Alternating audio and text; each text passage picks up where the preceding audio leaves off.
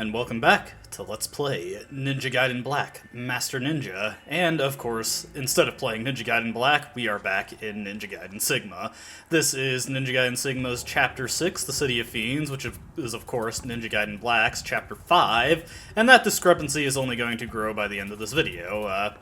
Now, I mentioned this previously, but there is not really a whole lot of difference between Chapters 5 and Chapter 6 in Ninja Gaiden Black compared to how they're represented in Ninja Gaiden Sigma, but there are a couple differences. Expect some pretty massive transitions here, including right now, as we're going to get right to work, so I'll meet you at the first notable change. Alright, coming to the first and probably the most significant and tragic change of the game, the arcade cabinet is no longer here. Pour one out for it. We're in a bar, so it's a convenient place for it. Other than that, on the bar countertop here, we have an Elixir of Devil Way. This is present on the normal mode of Ninja Gaiden Black, but disappears on the higher difficulties. And of course, we've got the map again, nothing different about that. But coming out to the bar front here again, we've got more motorcycles to deal with. No points for guessing how I'm dealing with these guys, as they are annoying. Again, there is legitimately no reason to fight these guys fairly unless you're on a karma run, because we can restore our Nimpo right here, so we may as well. Speaking of that, I'll do that and meet you at the next change. So, a minor change here. Because of the changed up Life of the Gods locations in this game, as of this chapter, we actually do have enough to upgrade our health bar, which is decently useful and probably help out with the remainder of this chapter. I'll just take care of that off screen and meet you at the next change. Alright, here we are at our next significant change here. Of course, since the section of Clock Tower Plaza that connected back to it from the Drawbridge Squidge, or the Drawbridge Square. I am very sorry for that horrible spoonerism there. But yeah, since that part of the Clock Tower Plaza was excised, of course the corresponding door here is gone. We will actually be seeing the reason I think this was removed by the end of this video, but we'll get to that when we get to that. See you later. Hey, did you want to fight more motorcycle guys? Because we got more in the Drawbridge Square. Yeah, 3 guesses how this goes. Hey, at least I got red essence there. Okay, meet you at the next change. Very minor difference here. There is a corpse with some arrows sticking out of it if you need a free refill, which, may as well. Alright, meet you at the next change.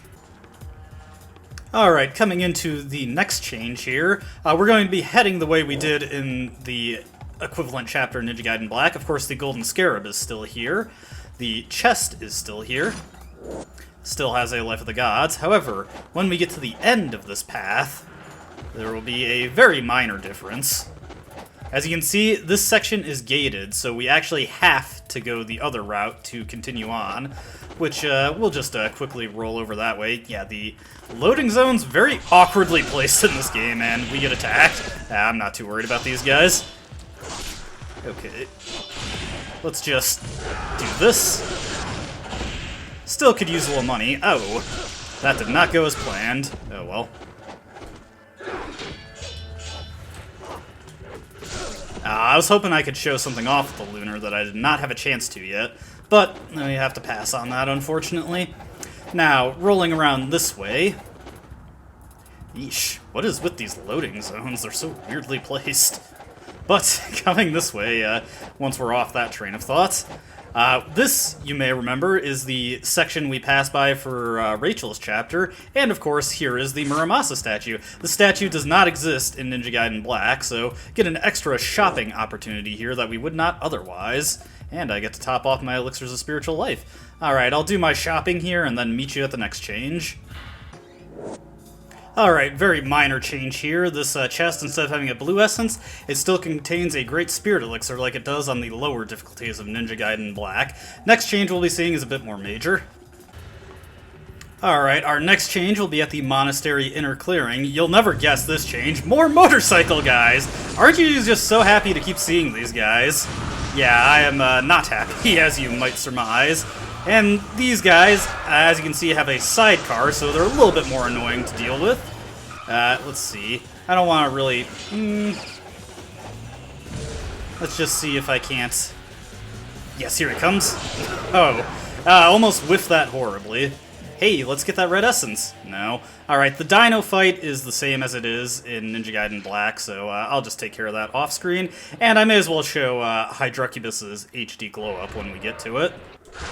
Alright, and here we are at Hydrocubus. This fight, like I said, basically identical to how it plays out in Ninja Gaiden Black. Just as you can see, Hydrocubus is much more HDLE fleshy, and I'm doing pretty bad at fighting these imps. Okay, I'll take care of this guy off screen and meet you at the next change in Chapter 6. Or Chapter 7, I should say.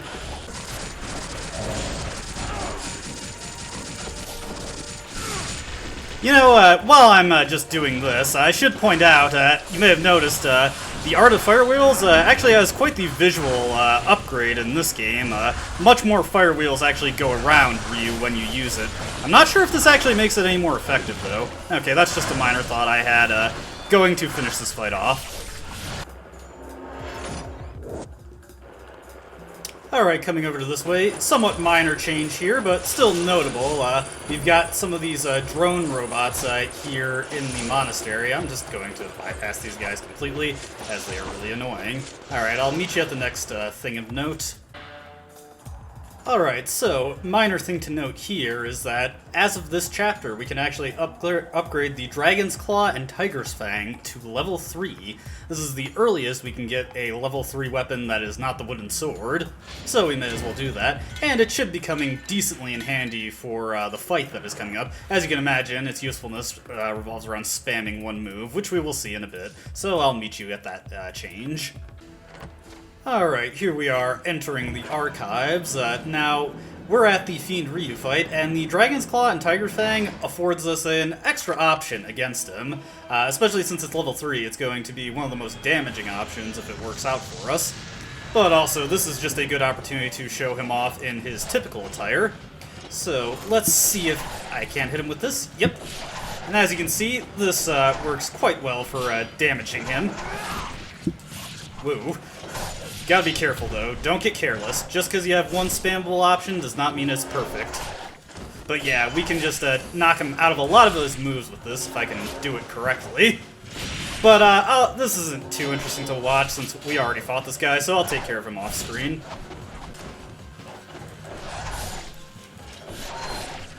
Alright, defeated him here.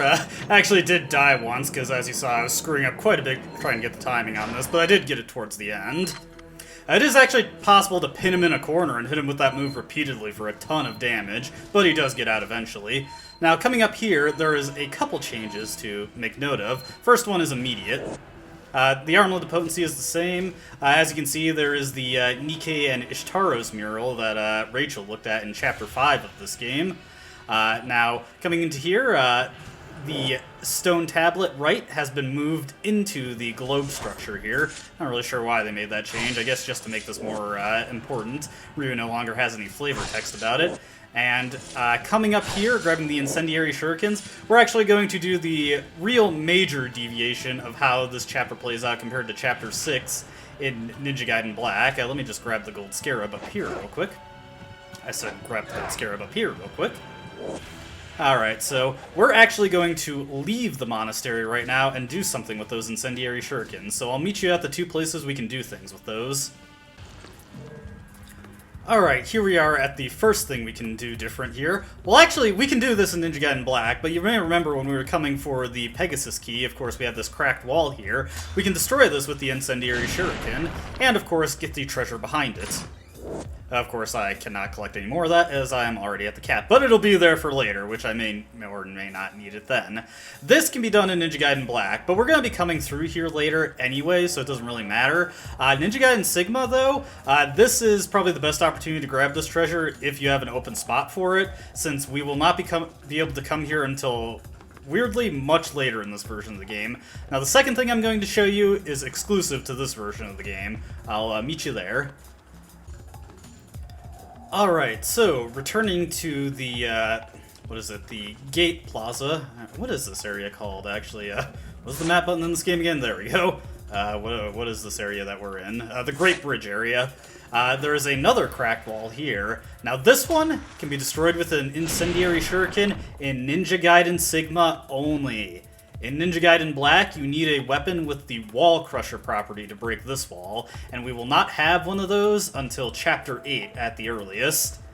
And it's very coincidental because behind this door is in fact a weapon with the Wall Crusher property. This is the Dabilaro. This is the heavy weapon of the game. Very powerful, very strong UT, and once fully upgraded, it's easily one of the best weapons in the game. It's a little boring to watch and use, but it is just stupidly effective against a wide variety of things, and we'll probably see some pretty heavy use of it throughout the Let's Play. In Ninja Gaiden Sigma, you can get it right now, and this is the earliest you can get it in any version of the game. In other versions of the game, Ninja Gaiden Vanilla, Ninja Gaiden Black, you can only get it at Chapter 8 at the earliest. Ninja Gaiden Black also has it in the same place, but of course, like I said, we won't be able to access it since incendiary shurikens don't bust the wall. So this is the next major difference for Sigma, and I'll probably find a few places to use the Dabilaro that we wouldn't normally have access to it in Ninja Gaiden Black. Just one more thing to note about it is that on the lower difficulties, it is in fact a gold scarab reward. On normal mode, it's for 20 scarabs, on hard mode, 25, and then starting from very hard and master mode, you find it in this chest right here. That's all I wanted to say here. May as well get the other treasure that is in this room while we're here, if I can not be an idiot and actually get to it. Just do a couple wall runs here, and here we go. Oh, hey, this is actually a much better treasure than what is here normally, and this is another new thing to show off. This is a Jewel of the Demon Seal. This is the Nimpo upgrading item of the game. We just use it, and we can use it on an upgradable Nimpo. Fire Wheels cannot be upgraded, but Art of Inferno can. So now it is a lot stronger, does more damage, and has a slightly bigger area of effect when it hits, so it may hit more targets than it would at level 1. But that's all that there is to point out for now. I will continue with Chapter 6 until we get to the next major difference, so I'll meet you there. Alright, so minor change in the upper area of the monastery here. As you can see, they removed the gate, so it's easier to jump between these two sections, but also they added this little staircase so you can just walk across. I guess they were well aware that many people just fell trying to get to these various treasures, but that is all there is to say about this area. Next change will be in the monk's room, actually. Alright, entering the monk's room here. Here's a somewhat puzzling change. As you can see, the raptor statue is no longer here. I guess they were worried about people leaving this room without collecting the statue. All of the statues that you collect throughout this game, and there are several that you collect, they are now moved to locations where you couldn't possibly miss them even if you wanted to, often directly in your way. As a weird consequence of this, the raptor statue is one of the last that you collect in the game. It's moved all the way to Chapter 17 in this game, I believe, or even possibly the start of 18. But yeah, that's kind of a weird change there. Anyways, otherwise this room is the same. Okay, dropping into the lower catacombs here. Here's a pretty significant change. We've got these weird spirit things dotting the catacombs now instead of bats. These guys are a little annoying. They kind of just float in space, but then they like to crowd you and just nudge you a bit. Kind of similar to Cyclops wasps, actually. But yeah, these things are all throughout the catacombs and often in the places of bats. So yeah, kind of a weird change, but whatever. One nice thing you might notice is that they can drop red essence, so if you've been using a lot of that, that is helpful. One thing you might be noticing is that I don't have the third essence slot. I'm going to put off the Fiend Challenge until much later in this game, because there's a very particular reason for that we'll get to when we get there. Alright, I will meet you at the next change. Alright, so here's a nice change. At the bottom of, what is this place called? I always forget the exact names of the place. The sealed floor plate, and this is the underground cemetery, and I was trying to read the name that popped up on screen. Whatever. There is a Muramasa statue, is what I'm trying to say. I've already taken the liberty of grabbing the Vigorian flail, and of course we can also turn in our scarabs here. The nice thing about having this here is we can upgrade the Vigorian Flail to level 2 right away, which means we have some extra attacking options at our disposal compared to Ninja Gaiden Black, so I'll go over those when it becomes relevant. I'm just gonna heal myself up real quick, and then I'll meet you at the next significant change. Alright, so here's a nice little change. Outside of the Holy Grail room, there is in fact a save statue for us to utilize now. So that's a nice way to break up this marathon a little bit and actually get a chance to save our progress, not have so many fights in a row without a chance to save. But that's the only major change here, so honestly I'll probably meet you at the Bone Dragon next. Alright, see you in a bit. Alright, here we are at the placing of the Holy Grail in order to fight the Bone Dragon. Showing this off because we have the level 2 Vigorian Flail. Whoa, there's an attack he did not actually use in my fight with him in the previous video. We have a new move at our disposal, Ripping Thunder. And this move's pretty awesome. It is the other really good kick move of the Vigorian Flail. Alright, when he's got the bone shards in the air, we do want to use Wide Heavens instead, but it is just forward, and then you mash Y, that gets you Ripping Thunder. Very powerful move. As you can see, it does really good damage here. Surprised that that did not do damage coming down. Oop. Gotta be a little careful here. Remember, not invincible. Alright, but yeah, otherwise, this fight's pretty similar to how it plays out in Ninja Gaiden Black. We just got an extra move at our disposal. By the way, watch out for that bite when he uses it. I did not have to worry about it in the previous video, but it does a ton of damage if you get connected. If it connects. Ooh, okay. Getting surrounded kind of badly here. Yeah. Again, these are the situations where Wide Heaven's really good to use. Also, he's being kind of a jerk and moving his foot out of the way. Okay. Yeah, let's just, oh, come on. There we go. Did that a little ugly, but it's okay. We're going to have plenty of yellow essence to replenish as many elixirs as we use, so no sense in hoarding them. But there is a reason that I cut to this point in the video, because this is where things diverge once again. Of course, getting our rating here, we're not going to have a fancy Master Ninja rating, as I did not take on the Fiend Challenge. Although, looks like we might have gotten the time score. Oh, never mind, I did in fact do better than I was expecting. Good for me. Now, coming into Chapter 8 of Ninja Gaiden Sigma, things are a little different here. Alma, Greater Fiend, Chapter 8. Guess what? We're back with Rachel. Sorry, I got a bit of a hiccup coming on. But yes, once again, we are playing as Rachel. First order of business is to immediately double back and save our game. Would not want to lose all the progress that we have made so far. Now, let's just get stock of... Yeah, I want to make sure Rachel has a little bit of money to actually buy some elixirs. I'm probably going to need to use a couple. Also, before I forget, we're actually going to want to proactively equip our Earrings of the Sun. These give Rachel a pretty massive damage boost. Looks like we cannot go out this way, but the gate is down over here. That means we do not get a chance to restock at the usual Muramasa statue that Rachel would use, but that is okay. Now there, I used Rachel's counterattack. Be sure to keep that Rachel can counter in mind. It's going to become very important in the very near future. But let's head on our way. Oh hey, treasure chest right here. What's in this one? Hey, Elixir of Spiritual Life. I actually needed that. That's good, that's good. That is exactly what we want to see. Man, those rocket launcher guys for the MSAT are so weird. Oh, jeez. Ugh! Rachel, you dodged so terribly. Man, I don't even know what I was doing there. We're definitely going to want to save here. It's a good thing we got a checkpoint right here.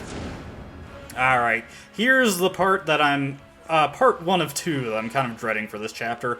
Now, this is actually one of the shortest chapters in the game by far. If you just go straight where you need to go, you can complete this chapter within 5 minutes. We want to check this guy's body because Rachel does not have a bow to use, but this guy does carry an Elixir of Spiritual Life for her to pick up. Also, for some reason, the drawbridge is up again. Also, for some reason, it's day all of a sudden. Whatever. A bit of continuity error there, because if you go outside as Ryu, who this is supposedly happening simultaneously with, it's going to be night once again. Alright, the drawbridge square looks quiet, but if we head on here... Say hello to the Vigorian Berserker. Then this is a special encounter that Rachel has to deal with on Master Mode. On very hard mode, she has to deal with 3 ogres, which actually might be the tougher fight, depending on how well I keep my rhythm going here. Now, as you can see, this guy's attacks are counterable. This might seem a little weird to somebody who's played Ninja Gaiden Black, because in Ninja Gaiden Black, the Vigorian Berserkers, all their moves are guard breakers. You cannot counter them. You instead have to hit them when they are open. Rachel would not really like to do that, so we're just going to rely on counters, as the Berserkers have been nerfed in this game, and you can actually counter their attacks. Now, for our reward for defeating that guy, first off, you notice that guy dropped blue essence. That is something unique I want to mention about the Vigorian Berserkers. They are hard-coded to drop blue essence no matter what. They never drop yellow essence, even if you kill them with an ultimate technique. They are unique that way. They are the only enemy in the game that does that. Another strategy that worked in the vanilla version of Ninja Gaiden Sigma, but I couldn't get it to work when I tried it. In Ninja Gaiden Sigma for the PS3, when you stood on this lip, for whatever reason, Rachel became completely invincible, and you could just chain ultimate techniques repeatedly, and that would allow you to win really easily. Kinda silly, and as far as I can tell, it does not work in this version of the game. Now, for defeating the Berserker, we get the Blades of Ouroboros. This is Rachel's sorcery magic, and she only has the one kind, and honestly, it's not that great, but it's there for us, so we will grab it. We're gonna head through this blue door here. And heading on our way, hey, actually, we do not have anything attacking us. The chest that the Pegasus key is refilled. We get an elixir of spiritual life instead. And over this way, we got another chest. Now, if you didn't break this door with Ryu, it would be unbroken here, and then Rachel would have to break through it. She can just smash through it with the Warhammer, as it has the Wall Crusher property. This still has a great spirit elixir. We do not have any need for that at the moment, because we are at the item cap. I did not show this as Ryu, but this door leads us back to the military gate area that way, and Clock Tower Plaza this way. Now we're going to head to Clock Tower Plaza first real quick, just so I can save my game, because conveniently they added a save point here, of course. But we actually want to head towards the military gate in just a second after we save our game, because that is the location of Rachel's next Fiend challenge, and it is definitely the hardest of the 3 she has to do by a pretty considerable margin, though as long as I don't get too careless, it should not be too bad. Absolutely, you really want the Earrings of the Sun equipped for this. You want to be able to do as much damage as possible, and remember, Rachel's Earrings of the Sun give a much bigger damage boost than Ryu's Armlet of the Sun does for him. Now, heading through here to the military gate, we have our challenge. And here we are at the next challenge. This one, not a fun one. Not that anything involving Rachel is all that fun, but this is an especially tedious challenge. For our second Fiend challenge as Rachel, we've got 100 Shadow Imps and 20 Ogres on the menu. Shadow Imps, obviously, not a big deal. We've dealt with these plenty as Rachel in the previous chapter. Ogres, on the other hand, boy, these guys are not nice. They are like onions. They make you want to cry. And I guess they got layers or something. But yes, Ogres, very annoying enemy to deal with as Rachel. As Ryu, these guys are ridiculously easy. To deal with them as Ryu, you equip the Dabilaro, roll in, Flaming Whirlwind, dodge, Flaming Whirlwind, repeat until dead. With the Armlet of the Sun, they'll usually be dead in like 5 to 6 Flaming Whirlwinds. Rachel does not have an equivalent of Flaming Whirlwind. What she has is this awkward grab move that does work on them, but basically it's forward, triangle, triangle, and she should do a grab move on them, but it's very, very finicky though. All too often when I try to use it, she instead goes into trying to charge an ultimate technique, and instead ineffectually whacks them. Now, to start with on this Fiend challenge, I went with the Earrings of the Sun, because I thought the damage boost would increase the rate at which I killed these guys by a significant amount. does not really. I mean, you definitely kill them. Like, if you can get 3 fully charged UTs off, or maybe even 4, that'll definitely kill them faster than if I had the Earrings of Celerity. I would need a full extra UT over the Earrings of the Sun to finish them off. But honestly, the Earrings of Celerity probably would have been better since I could more reliably get off fully charged UTs. Yeah, as you can see, the Ogre's extremely durable, even hitting him with all these Earrings of the Sun UTs. Rachel does not do very well against these guys, especially when their mask breaks and every single attack they have becomes a guard crush. Yeah, not fun to deal with. Now, you may notice that I'm using my healing items pretty quickly. I was doing quite bad at the start of this. Surprisingly, I actually did get this on the first shot. I was expecting this to take more tries than it actually ended up taking, which was only 1. As I found my rhythm, I was avoiding damage a lot more. Was not able to kill ogres at quite the rate that I wanted to.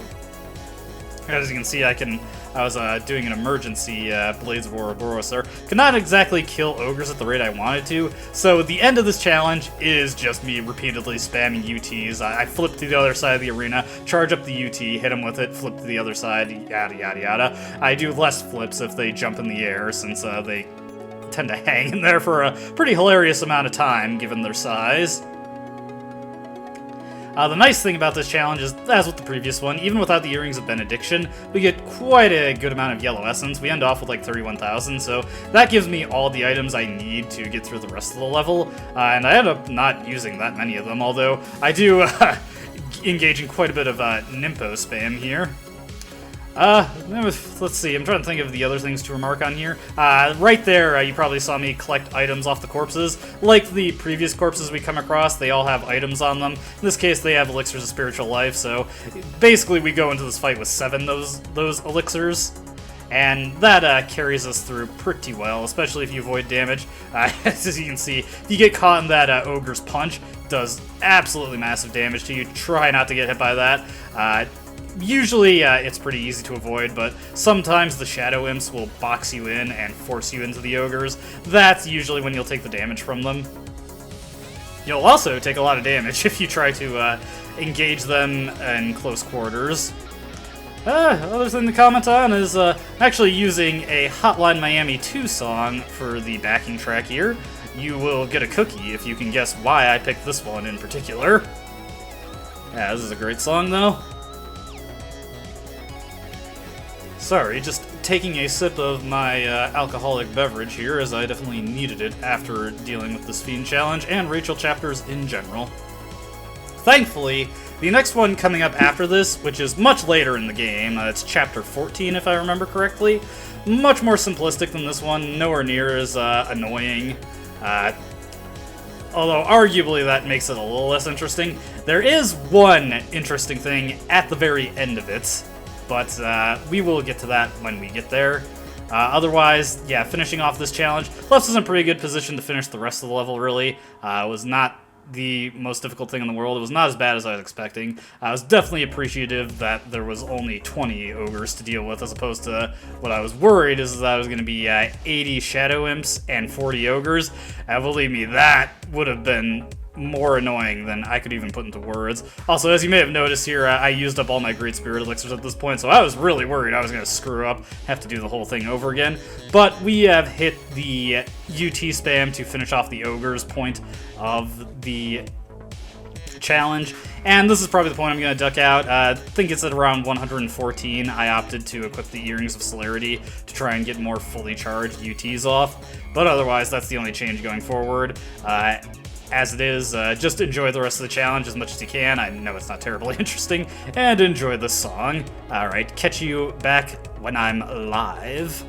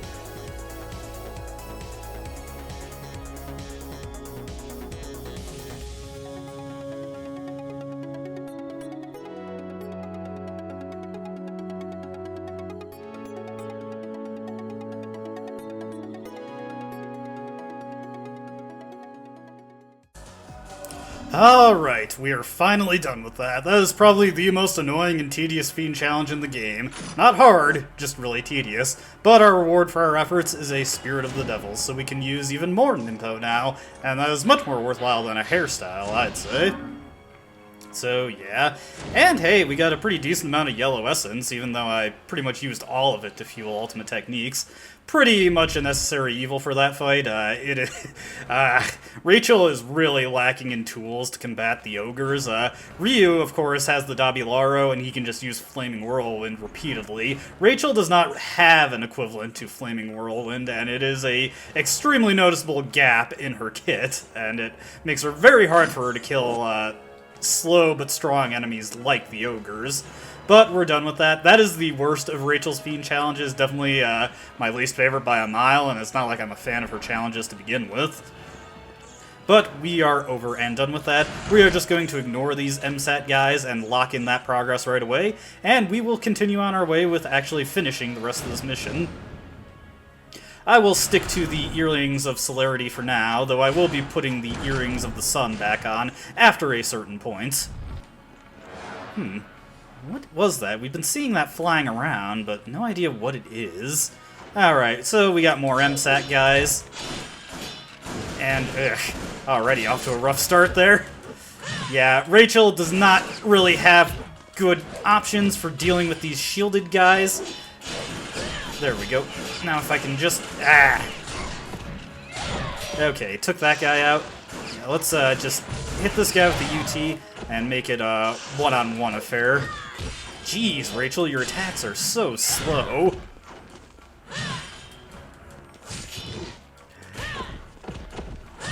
Yeah, that went horrible. I'm actually not sure what the best way to deal with those guys is. I'm not used to having to deal with enemies that can guard as Rachel.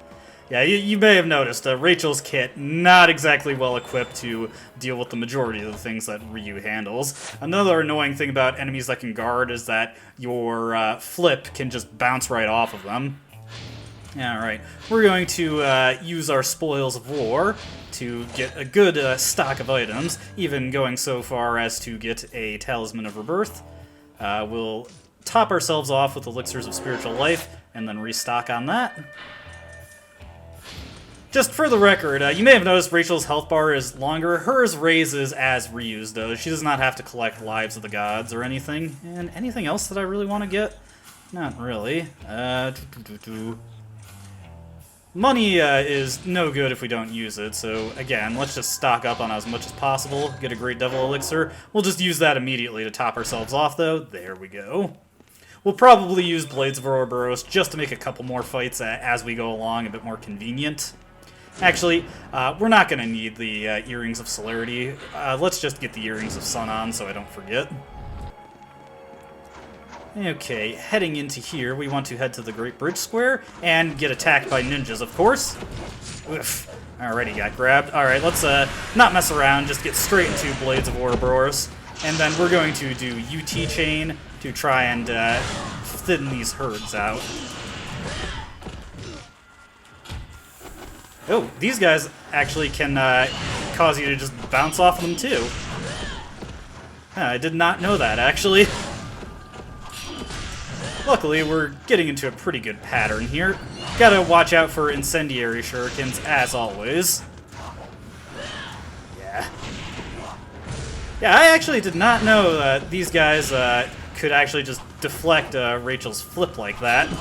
I'm only used to enemies that have the guard ability being able to do that. Something to know for the future, at least. But after that... Oh, there's one more. Two more. Man, Rachel, you got a fan club. You must be feeling so thrilled. And I am doing terrible here. Ooh, almost let that guy... Ah! I'm feeling so pressured here right now. Come on, let's just take these guys out. Get this guy in a throw. That should finish him off.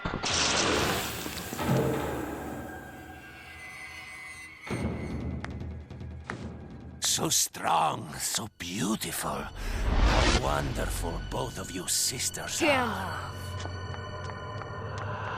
Oh, yes. The older one has quite a temper. Alma is such a nice and innocent girl. Lord Doku seems to be quite pleased with her. You bastard! It seems my evaluation was correct. As always.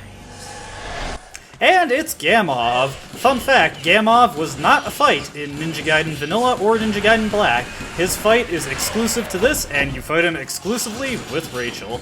Now, one thing to note about Gamov, ultimate techniques do not work very well on him. To get into him, we have to bait him into doing a combo.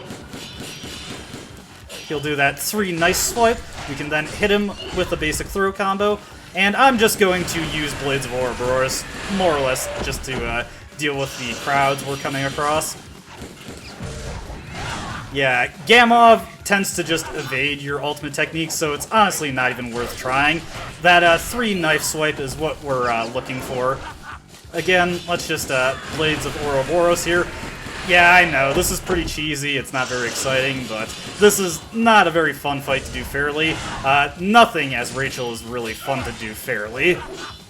Yeah, if he does the kicks, ooh, and he got us in the knife gun juggle. But yeah, if he does the kicks, we cannot hit him after that. We have to hit him after he does the stabs. Come on, do the stabs. Yeah, was not in good positioning there. Oh! Well, that did not get the results I was hoping for. Hey! Actually did hit him after the knives there. Alright, one more Blades of Ouroboros. There we go.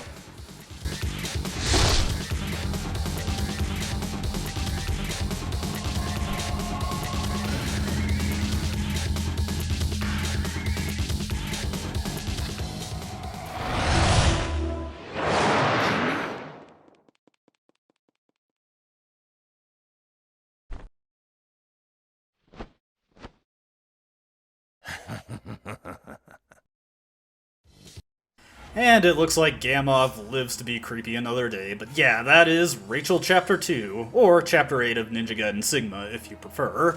Not one of my preferred chapters of the game. Gamov is a pretty annoying fight, the Fiend Challenge is pretty annoying, it's a fairly short filler chapter, to an absurd degree, actually. I mean, I guess fighting Gamov is potentially interesting, but as you'll see, this adds absolutely nothing to the plot, except maybe giving a small justification for something that happens later that nobody even thought about to begin with.